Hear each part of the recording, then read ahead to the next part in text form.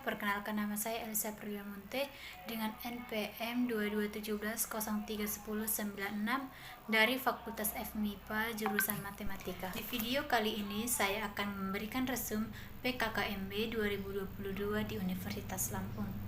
PKKMB 2022 di Universitas Lampung dilaksanakan selama 4 hari mulai dari tanggal 15 sampai tanggal 19 Agustus 2022. Hari pertama dan kedua di tingkat universitas dilakukan secara hybrid, hari ketiga di fakultas secara offline, dan hari keempat di tingkat jurusan secara offline juga. Saya hanya dapat mengikuti PKKMB di universitas secara online saja. PKKMB ini dilaksanakan dengan tema Ciptakan Mahasiswa Berkarya dan Berinovasi untuk Kampus Merdeka Belajar. PKKMB Universitas hari pertama Senin 15 Agustus 2022. Rangkuman yang pertama, pemateri Yusriandi Yusrin, materi Undang-Undang IT. Definisi IT dalam suatu atau sekumpulan data elektronik, tetapi tidak terbatas pada tulisan, suara, gambar, peta rancangan, foto, surat elektronik, telegram, teleteks, telekopi atau sejenisnya, huruf, tanda, angka, kode, akses atau simbol yang memiliki arti atau dapat dipahami oleh orang yang mampu memahaminya. Undang-Undang ITE juga memuat pasal mengenai perbuatan yang dilarang dan ketentuan pidana. Perbuatan yang dilarang termuat dalam pasal 27-37, sedangkan ketentuan pidana pada pasal 42-52 pidana dapat berupa penjara atau denda. Rangkuman yang kedua, pemateri Dr. Susetya Herawati, STMSI, materi pengembangan karakter mahasiswa sebagai intelektual anti kekerasan, anti perundungan. Mengutip dari kata Bung Karno, belajar tanpa berpikir tidak berguna, tetapi berpikir tanpa belajar itu sangat berbahaya. Menurut Undang-Undang, kepemudaan yang dimaksud generasi muda adalah mereka yang berumur sampai 30 tahun, lebih tepatnya adalah para pelajar bahkan mahasiswa yang berumur 16-30 tahun. Orang yang berilmu pasti berbeda sikap dan perbuatan dengan orang yang tidak berilmu, dan muda-mudi merupakan bagian penting dari masyarakat yang merupakan kelompok penting yang ada di Indonesia.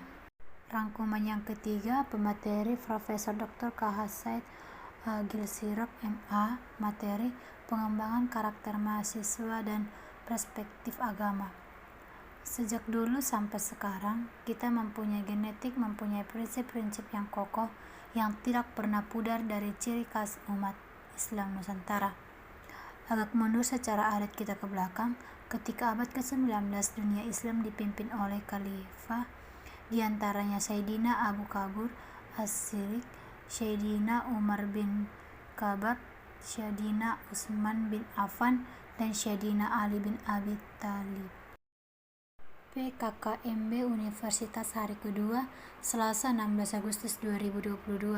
Rangkuman yang pertama, pemateri Profesor Heriadi SHMS, materi Merdeka Belajar, Kampus Merdeka Visi Indonesia 2045, Berdaulat, Maju, Adil dan Makmur. Mencakup beberapa pilar antara lain: 1. Pembangunan manusia serta pengusahaan ilmu, pengetahuan dan teknologi. Yang kedua, pembangunan ekonomi berkelanjutan. Yang ketiga, pemerataan pembangunan. Yang keempat, pemantapan pemahaman Nasrana dan tata kelola pemerintahan. Terdapat beberapa dasar hukum merdeka antara lain: yang pertama, pembukaan program studi baru. Yang kedua, sistem akreditas pembangunan tinggi. Yang ketiga, perguruan negeri badan hukum. Yang keempat, hak belajar 3 semester di luar. Adapun tujuan Merdeka Belajar adalah mendorong proses pembelajaran semakin otonom dan fleksibel dan menciptakan kultur dan inovatif. Rangkuman yang kedua, pemateri Dr. Heri Satria, SSI, MSI, materi Sistem Perkuliahan dan Sistem Administrasi Akademik. Menurut Undang-Undang Dasar PT, yang pertama pendidikan sarjana, yang kedua pendidikan pasca sarjana, yang ketiga pendidikan profesi, yang keempat pendidikan vokasi, yang kelima diplomat, yang keenam sarjana terapan yang ke-7, magister terapan yang ke-8, doktor terapan. PKKMB Fakultas hari ketiga, Kamis 18 Agustus 2022. Rangkuman yang pertama, roadmap 4 tahun ke depan yang akan dilakukan. Yang pertama, bidang akademik dan non-akademik harus diisi dan diikuti pelatihan soft skill, belajar bahasa asing, komunikasi, attitude. Yang kedua, organisasi harus bisa menaiki waktu. Yang ketiga, berprestasi baik akademik dan non-akademik. Yang keempat, sistem pembelajaran MKMB oleh Kemendikbud. Yang kelima, MKMB dapat mengambil jurusan di luar maupun di dalam kampus. Yang keenam, isi waktu dunia kampus dengan semaksimal dan niatan dengan kuat. Yang ketujuh, dengan menyelesaikan studi harus percaya diri. Rangkuman yang kedua, pemateri Dr. Heri Satria, SSI, MSI, materi Sistem Perkuliahan dan Sistem Administrasi Akademik. Menurut Undang-Undang Dasar PT, yang pertama pendidikan sarjana, yang kedua pendidikan pascasarjana, yang ketiga pendidikan profesi, yang keempat pendidikan vokasi, yang kelima diplomat, yang keenam sarjana terapan, yang ketujuh magister terapan, yang ke-8 doktor terapan. Dan yang terakhir PKKMB jurusan hari keempat, Jumat 19 Agustus 2022. Rangkuman yang pertama, pemateri Dr. Ahmad Faisal, SSI, MSI, MST, materi kurikulum dan sistem perkuliahan. Profil kelulusan akademisi, asisten penelitian, praktisi, dan konsultan. Background dan mata kuliah pilihan terarah, analisis dan matematika terapan, aljabar, kombinatorikan, dan riset statistika. Rangkuman yang kedua, pemateri Amanto, SSI, MSI, materi peraturan akademik Unila. Registrasi dibagi menjadi 2 bagian, yang pertama registrasi administrasi dan yang kedua registrasi akademik. Pembagian kelas 50 orang per kelas. Pembimbing akademik atau dosen PA berfungsi membimbing mahasiswa dalam menyusun KRS dan memonitor dan mengevaluasi perkembangan studi mahasiswa.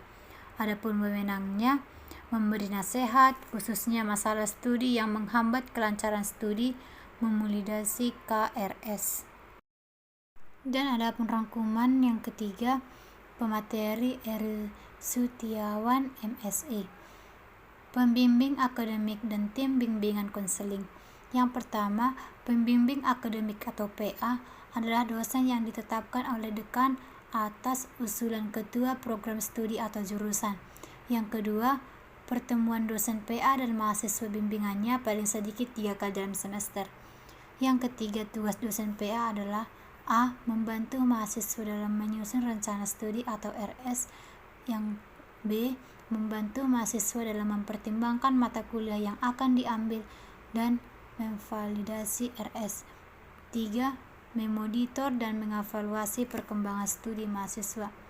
Dan adapun yang keempat, setiap fakultas wajib mempunyai TBKM yang memiliki keahlian dalam bimbingan dan konseling yang tugas dan wewenangnya diatur dalam peraturan dekan. Sekian penjelasan dari saya, terima kasih.